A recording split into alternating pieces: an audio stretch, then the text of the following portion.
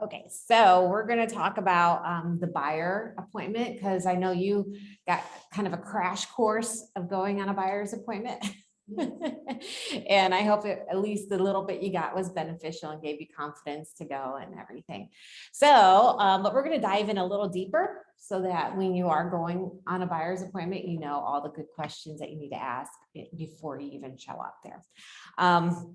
So we're going to talk about also the buyer representation agreement. I know I threw that at you and I think you figured it out, but for the sake of everybody else, we're also going to look closer at the buyer representation agreement. So from your experience so far, why do you think the buyer representation agreement is important?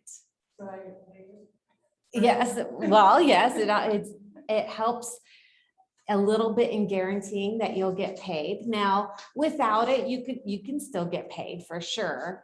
What it does though, is it says that I am your agent. That's what it says to the person that you're working with. And until you have that buyer agency signed or until you're under contract, you're not really technically that customer's agent. They're just a customer at that time. They're not your client. So you don't owe them all those, they're not getting all those duties from you that they could get if they signed that agency agreement, right? So it is also in your client's best interest to do that with you. So good job getting that signed. You got your first buyer agency signed. You got your first contract submitted. And you had a very well qualified buyer too at the same time.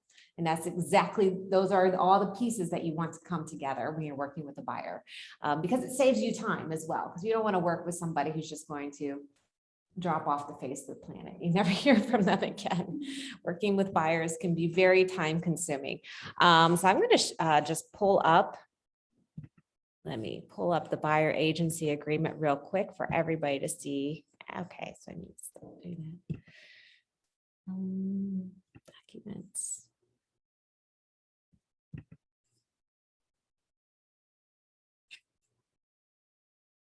I'm getting there. It's taking me a moment. I have so much on my computer. Where did I put it all?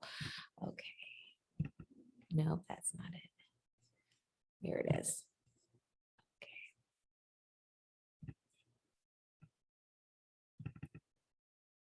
There it is. Okay. Okay, so here is the buyer representation agreement. Let's see if I can make it bigger so everybody can see it. I'll move my face here.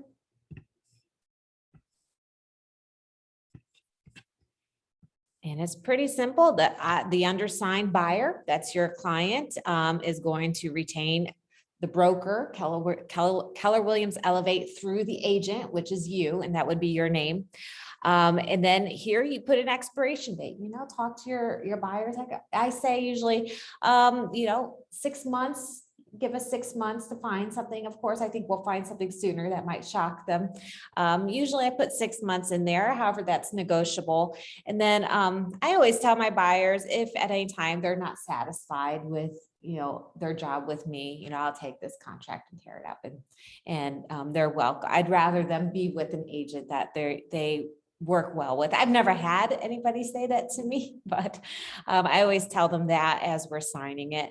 And then also helping them understand that when they purchase a home, they go under contract, they're buying the house as is. So it's really important they understand that they can't really, after they buy it, go back and say, well, this is broken, so we need the seller to take care of that. It doesn't really work like that. The seller is obligated to disclose anything that they know about. However, they can't disclose something they don't know about it. So it's very difficult to prove after the fact that the seller knew about this and did not disclose it. So that's why we tell them it's very important they get their own home inspection to find those things that they can't see. So it's very important for them to understand that. If they're interested in knowing about sex offenders in the local area, they should not rely on the sellers because their information may not be accurate or complete. So they should inquire themselves to find out that information.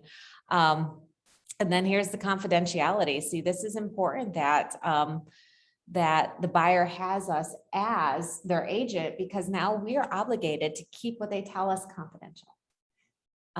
If you're just showing a house, you have really no obligation to that buyer to keep anything they say confidential from the listing agents. And that's something buyers don't understand. So like your friend who's, scheduling all these showings with the listing agents, well, that listing agent is under no obligation to keep what they're saying confidential. In fact, they're under the obligation to disclose what your friend is saying to her seller because she has an agency agreement with the seller. And that would be doing her due diligence for her client. So it's important that, just as the seller has a powerful agent representing them, buyers need a powerful agent representing them too. I did just recently have an incident where I have a listing and a buyer tried to come in after the showing and talk to my seller and do like a deal. Hey, let's cut out the agents and then we don't have to pay commission. Thankfully, my seller was like, no, we're not cutting out my friend. So, and as soon as I heard about that, I am not permitted, even though that buyer gave my seller her contact information and my seller gave me that buyer's contact information. I did not contact the buyer. I contacted the agent that showed the house on behalf of that buyer. And I said, hey, this is what's going on. Not a problem. We figured it out. We're under contract. We're good. So just remember agency and also not crossing that line. And that buyer thought, oh, if we can cut out, she wanted to cut out her buyer agent, then maybe she can get a lower price on the condo. And I said, no, it doesn't work that way, because guess what? Even if she tries to cut out that buyer agent, I'm still going to give a commission to that buyer agent because that buyer agent brought that buyer and is the procuring cause. So, we definitely, raise our standards when we're working and not do things like that. So it's important for buyers to understand that cutting out a buyer's agent is not in their best interest by any means. And then this section, this is the one I get the most questions on. And this is talking about when it says, if during the term of this agreement, buyer purchases or exchanges real property, then brokered agent will accept the cooperative commission paid by the listing broker or not less than.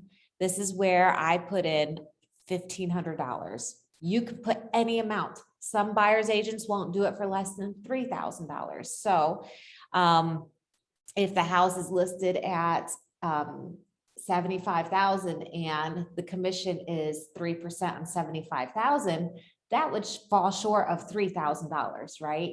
So then this contract is saying then the buyer would be responsible at closing for that difference. So I do 1,500 because I often work with investors who are purchasing homes that are like less than $50,000. And so 3% on a $20,000 house is not much money at all and is hardly worth my time. So I explained to them, you want me working hard for you, and I'm going to work hard if I know that I'm getting a paycheck at the end of the day. So that's why I put this minimum here of 1,500. It's just to cover my expenses and to make sure I do get compensated.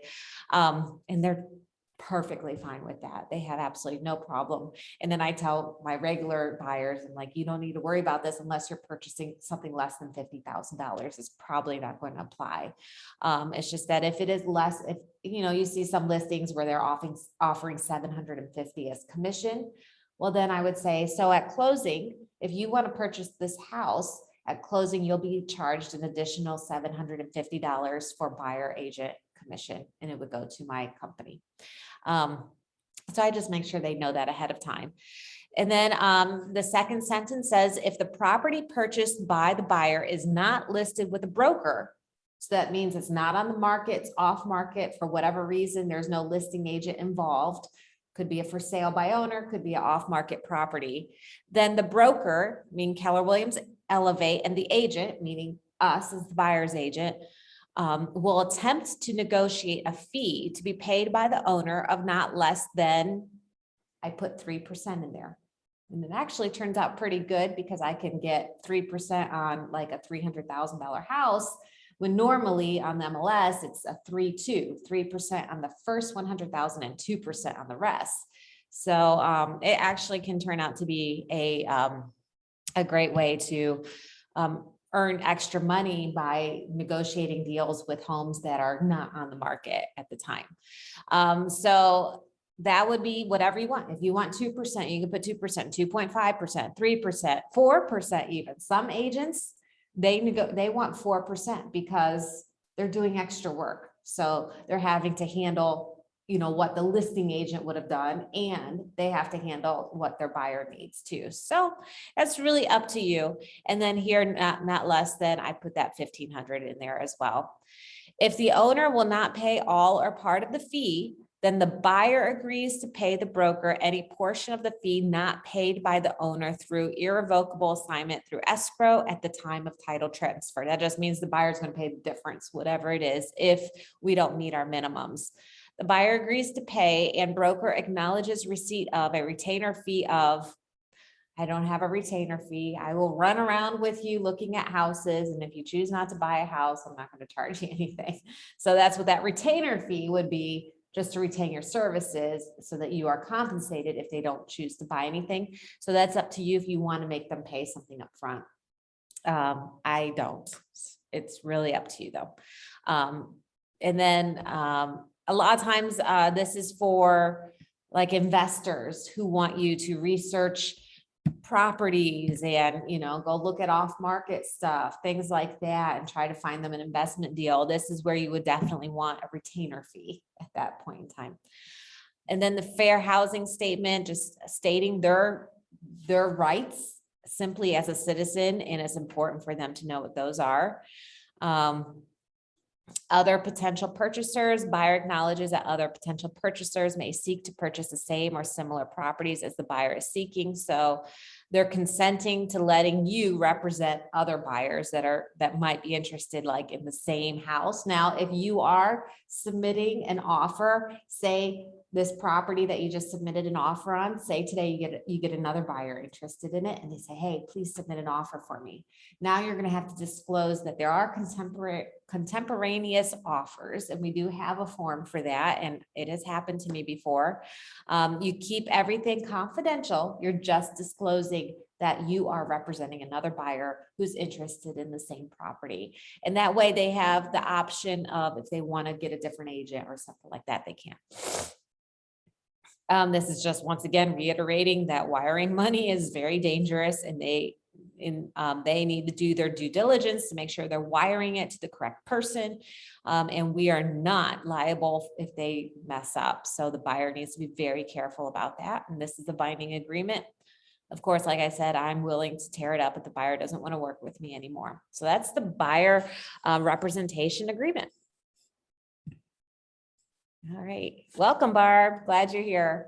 And then we have the buyer consultation. So the buyer consultation is also the buyer pre-qualification questionnaire.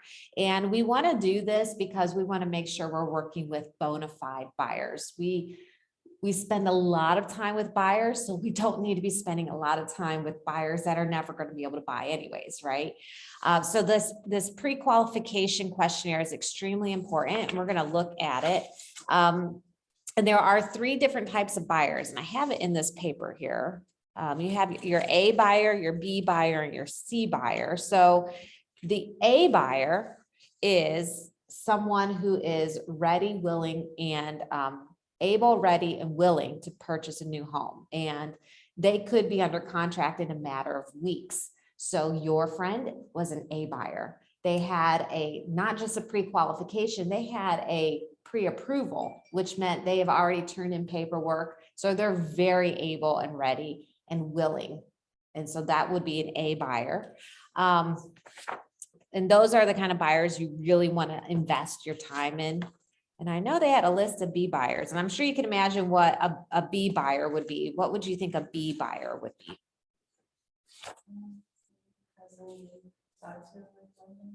Okay, so maybe somebody, so what if we take out one of those elements? So an A buyer is able, ready, and willing, right?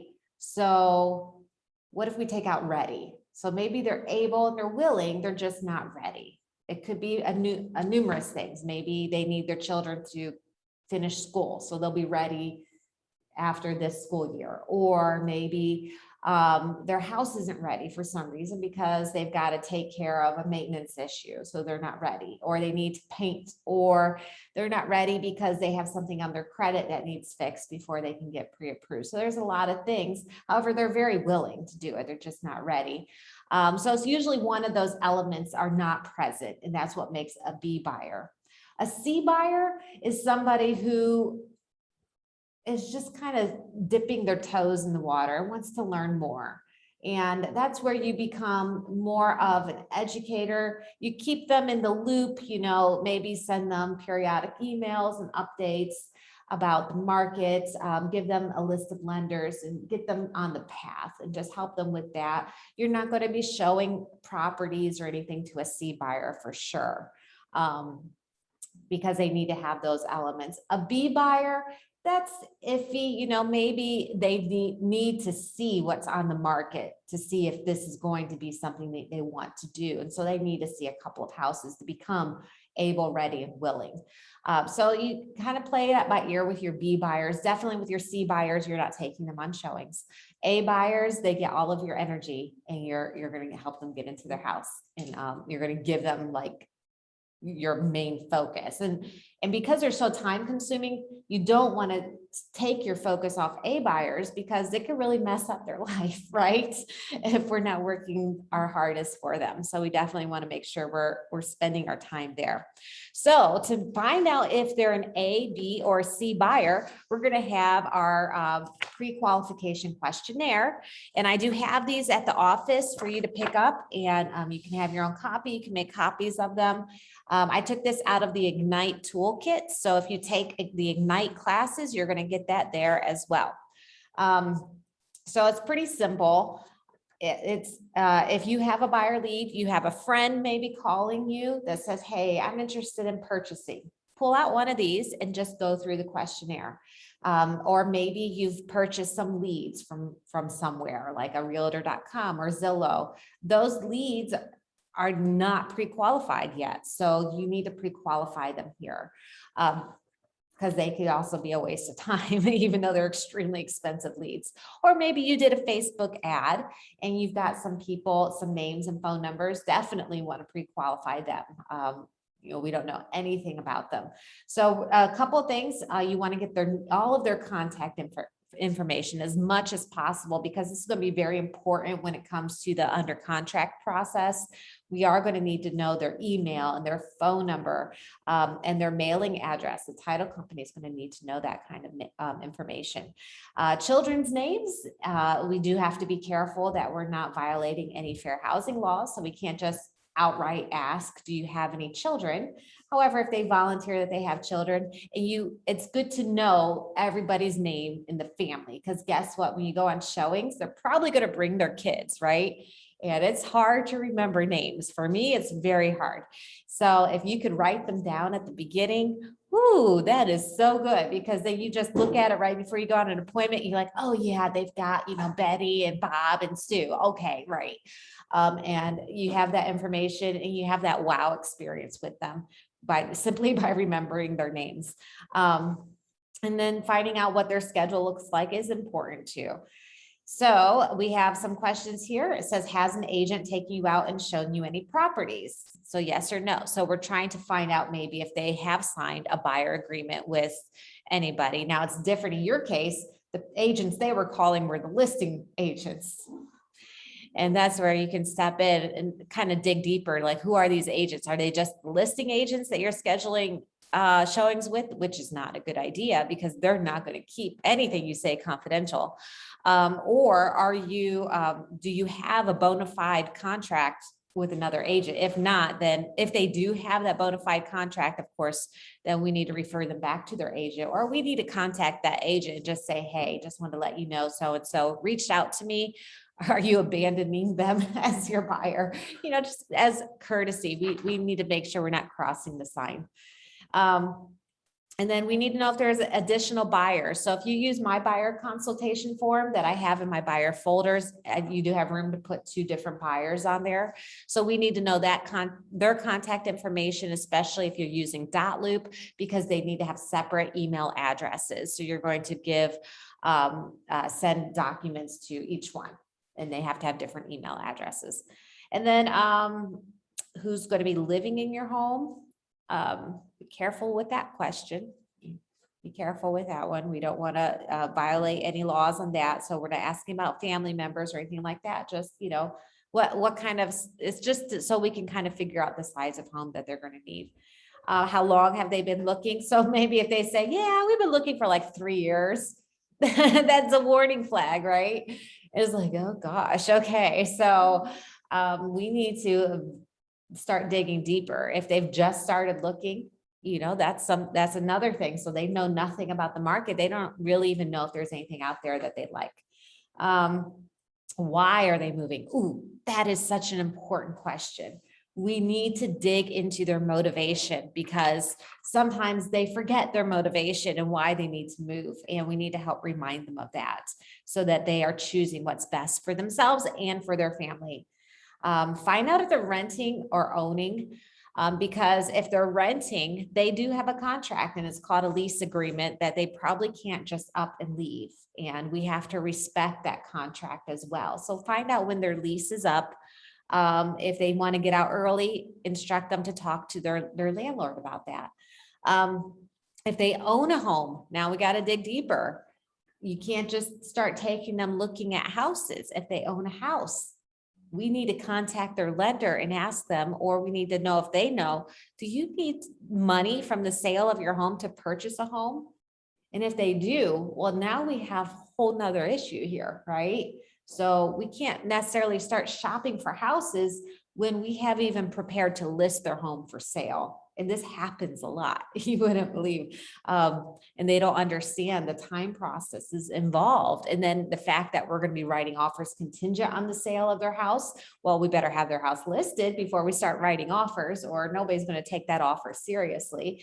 Or we need to put a listing up that's contingent on them finding a house. So there are a lot of variables to think about. So if they own a house, dig deeper. Does that house need to be sold so we can liquidate it and use that as a down payment for the purchase? And that's where the question is, do you need to sell your current home? Have you signed a listing agreement? So maybe they already have it listed and now they're just picking a different buyer's agent for some reason. I don't know. And so now you have a seller lead, and we can go ahead and meet with them to do a listing appointment as well. And then I'll dig deeper into how they're going to pay for that house. And these questions are so important. On the phone last night, I was blunt, and I just said, where are you going to get this extra money from? Because I ran the numbers. I know what they want to do. And I said, you need to talk to your lender tomorrow before we write an offer, because we need to make sure you have the money and that you know how much money you need to bring to the table at closing. That number is so important, because sometimes they don't realize they have lender fees, and they have title fees, and they have prepaids, and they have homeowners insurance. Oh my goodness, they need all this money. So that's something we have to clarify with them. And I explain it like this: hey, I don't want you signing a contract and being liable for something that can't happen. That puts you in legal trouble, and I want to protect you from legal trouble. And they like that. They like knowing that as a client, you're going to protect them. And then find out what their price range is, of course, and then find out if they're going to have to decide with somebody else, because it's really kind of pointless to go on showings with only one decision maker, when you're going to have to turn around and go back and look at it again with the other decision maker. The house may be gone by then. So we need to know who all of the decision makers are, and have an understanding. Like, you get one chance to look at this house in this market. There's not a lot of room for second showings. So make sure you know who all needs to be on those appointments. And then figuring out their time frame on a scale of 1 to 10 as quickly as possible, how fast you need to buy a home. If it's anything less than 10, find out why. Why is it less than 10? So that we can gauge how much effort we're going to put into this buyer. If they put 10, we're putting all of our effort into that buyer because they need a house right away and they're depending on us to find it for them. And then another kind of like, what is the drop dead date? When do you need to be in your new home? Those dates are very important. And then schedule the appointment. So you're on the phone with them doing the pre-qualification questionnaire, and then give them a couple options. I can meet with you, Wednesday at 4 p.m. or Thursday at 3 p.m. Which one would work better for you? And that way, if you leave it too open, when's good for you? It's like, I give some very specific options so that we can move this along and get the appointment scheduled. And most people really appreciate that. They don't like the hemming and hawing. So that's the pre-qualification questionnaire. We didn't really dive into exactly what you do on the appointments. There is some paperwork. I have paperwork in your buyer folders upstairs so that you can take that with you. I recommend that you have stacks of buyer folders in your car, just stacks and stacks of them. And I will help you put that together if you haven't done that already.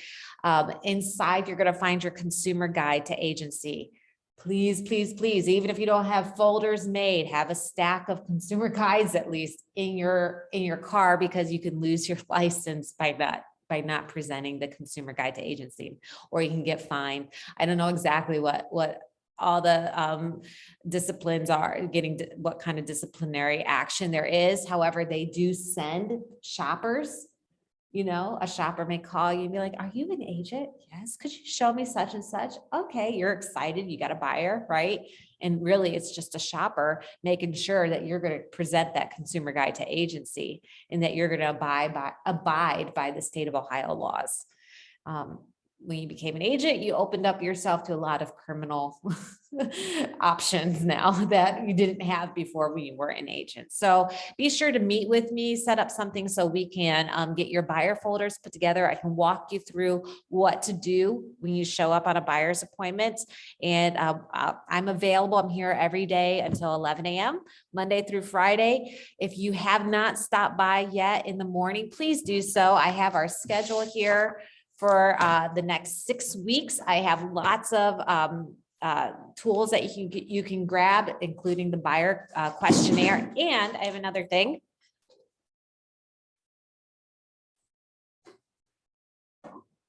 I have a journal for everybody. I meant to have this yesterday for you. We talk about journaling is one of the great activities that you can do as a business owner for anybody, really. Let me grab mine, put it in here. So I have a ton of these journals. This is one of my journals here. I write because you're creative people, right? You got into real estate because you have some creativity in you.